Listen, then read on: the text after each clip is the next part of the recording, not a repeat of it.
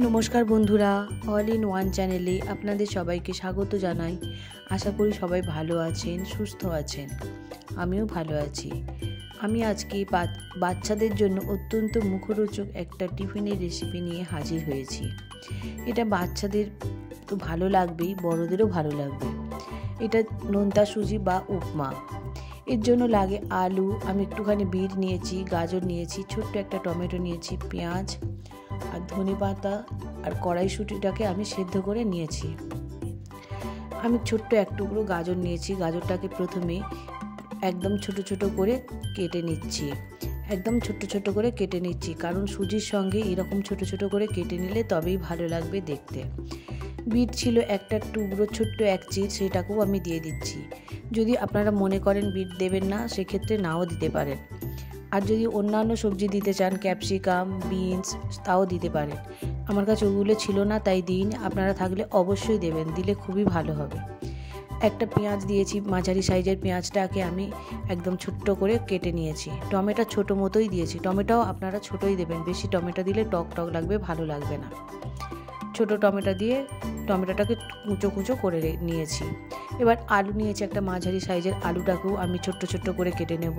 প্রত্যেকটা সবজি আমি এখানে ছোট্ট ছোট্ট কিমার মতো করে নেব। আর প্রত্যেকটা সবজির সাইজ, কাটার সাইজ যেন একই রকম হয়। দেখুন, আমি বারবার হাতে নিয়ে দেখিয়ে দিচ্ছি কিভাবে আমি কেটেছি। একদম ছোট্ট ছোট্ট করে কেটেছি। সব সবজিগুলো আমার কাটা হয়ে গেছে। দেখুন, সব সবজিগুলোই কাটা হয়ে গেছে, কেটে নিয়েছি। এবার কড়াইয়ে কিছুটা পরিমাণ তেল, অর্থাৎ 2 টেবিল চামচের মতো আমি তেল দিয়েছি। প্রথমে 2 টেবিল চামচ তেল দিয়েছি, তার কারণ হচ্ছে সব সবজিগুলো আমি একেবারেই ভেজে নেব। প্রথমে আলু দিয়েছি, আলুটা দেওয়ার পর একটু নুন দিয়ে দিচ্ছি। আমি বরাবরই বলি যে আলু দিয়ে বা কোনো কিছু সবজি তেলের উপর যখন দেবেন তখন অবশ্যই একটু নুন দিয়ে দেবেন, তাহলে তেল ছিটিয়ে গায়ে আসবে না। নুনটা দিয়ে দেওয়ার পর বিট ও গাজরটাও আমি দিয়ে দেব। বিট গাজরটাও দিয়ে ভালো করে মিশিয়ে নেব। ভালো করে মিশিয়ে নিয়ে এটা ভাজতে থাকবো। ভালো করে যখন মিশিয়ে ভাজা ভাজা হয়ে যাবে, তখন এর মধ্যে আমি কড়াইশুঁটিটা দিয়ে দেবো। সিদ্ধ করে রাখা কড়াইশুঁটিটা আমি এর মধ্যে দেব, দিয়ে এটাকেও ভালো করে ভেজে নেব। এবার একটা পেঁয়াজ আমি কুচিয়ে রেখেছিলাম, সেই পেঁয়াজটাও আমি এর মধ্যে দিয়ে দেব। পেঁয়াজটা দিয়ে ভালো করে ভাজতে থাকবো। পেঁয়াজটা দিয়ে আমি সামান্য পরিমাণ নুন দিয়ে দেব। নুনটা দিলে পেঁয়াজ তাড়াতাড়ি ভাজতে সুবিধা হয়। এটা আমি বরাবর বলে থাকি, পেঁয়াজ দিয়ে একটু নুন দিয়ে দেবেন, তাহলে পেঁয়াজটা তাড়াতাড়ি ভাজা হয়ে যাবে। দিয়ে একটু ঢাকা চাপা দিয়ে দেবেন, দিলে কিছুক্ষণ পর খুলে দেখবেন মোটামুটি ভাজা হয়ে গেছে। পেঁয়াজটা যখন হালকা গোল্ডেন গোল্ডেন কালার আসতে থাকবে, ঠিক সেই সময় টমেটোর কুচিটা দিয়ে দিতে হবে। খুব বেশি ভাজা হয়ে গেলে তাহলে দিলে হবে না, তাহলে পেঁয়াজটা কালো হয়ে যেতে পারে। টমেটোটা আমি দিয়ে দেবো। টমেটোটা দিয়ে ভালো করে যখন একটু একটু ভাজা ধরবে, সেই সময় এর মধ্যে ধনেপাতাটা আমি দিয়ে দেবো। আর এই সময় গ্যাসের ফ্লেমটা হাই দেবেন, কারণ যদি লো দিয়ে রাখেন তাহলে টমেটোগুলো একেবারে গলে যাবে, তাহলে ভালো লাগবে না। এবার সমস্ত ভাজা সবজিগুলো একটা বোলের মধ্যে আমি তুলে নিলাম। এবার কড়াইয়ের মধ্যে কিছুটা তেল, একদম অল্প একটু, একটা চা চামচের 4 ভাগের 1 ভাগ তেল নিয়ে আমি দিয়েছি। দেখতেই পাচ্ছেন কতটুকু তেল দিয়েছি। এর মধ্যে ফোড়নের জন্য একটা শুকনো লঙ্কা, জিরে ও সাদা সর্ষে নিয়ে আমি ফোড়ন দিয়েছি। ভালো করে যখন ফোড়নটা হয়ে যাবে, সুন্দর যখন একটা স্মেল হবে, তখন এর মধ্যে সুজি দিয়ে দেবেন। সুজিটা আমি 50 গ্রামের মতো সুজি দিয়েছি। আর সুজির মধ্যে কিছুটা কুচিয়ে রাখা কাজু ও আমন্ড ছিল, সেটাও আমি দিয়ে দিয়েছি। অল্প একটু লবণ দিয়ে দিয়েছি, যেহেতু সুজি দিয়েছি সুজির মধ্যে অল্প একটু নুন আমি দিয়ে দিয়েছি। দিয়ে ভালো করে নাড়াচাড়া করে নিয়ে সুজিটাকে খুব ভালো করে ভেজে নিতে হবে। এই সময় বেশি তেল দেওয়ার দরকার নেই, কারণ সবজির মধ্যে অলরেডি তেল অনেকটাই আছে, আর বেশি তেল দেওয়ার দরকার নেই। দিয়ে ভালো করে সুজিটা যখন ভাজা ভাজা হয়ে যাবে, তখন সেই সময় ভেজে রাখা সবজিগুলো আমি এর মধ্যে দিয়ে আবারও ভালো করে মিশিয়ে নেব।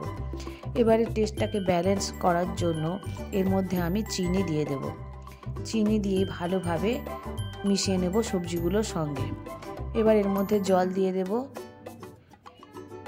অল্প পরিমাণ জল দেবেন, খুব বেশি পরিমাণ জল দেবেন না। খুব বেশি পরিমাণ যদি জল দেওয়া হয় তাহলে সুজিটা ডেলা পাকিয়ে যেতে পারে, ভালো লাগবে না।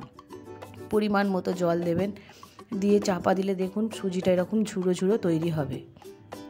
হাফ কাপের মতো জল দিলেই হবে। দেখুন আমি নাড়াচাড়া করছি, কতটা ঝরঝরে হয়েছে। নামানোর কিছু আগে 1 টেবিল চামচ টমেটো সস নিয়ে আমি এর মধ্যে দিয়ে দিয়েছি। টমেটো সসটা দিলে উপমাটা খেতে খুবই ভালো লাগে।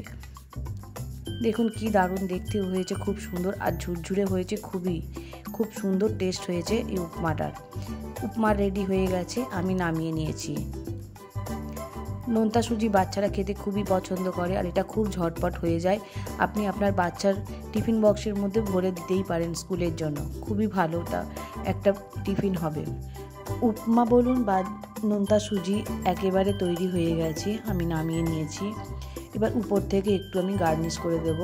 যে কোনো জিনিস সাজিয়ে দিলে ভীষণ দেখতে ভালো লাগে, তাই আমি কিছুটা ধনেপাতা ও একটা কাঁচা লঙ্কাটা অবশ্য পেকে গেছে, লঙ্কাটা আমার গাছেরই, নিয়ে আমি উপর থেকে সাজিয়ে দিচ্ছি। ভিডিওটা যদি ভালো লেগে থাকে তাহলে অবশ্যই একটা লাইক করে দেওয়ার অনুরোধ রইল। আর যদি আপনি এই পরিবারের এখনও সদস্য হয়ে না থাকেন তাহলে সদস্য হওয়ার অনুরোধ জানাচ্ছি। পাশে থাকা বেল আইকনটি অবশ্যই প্রেস করে দেবেন। সবাই ভালো থাকবেন, সুস্থ থাকবেন।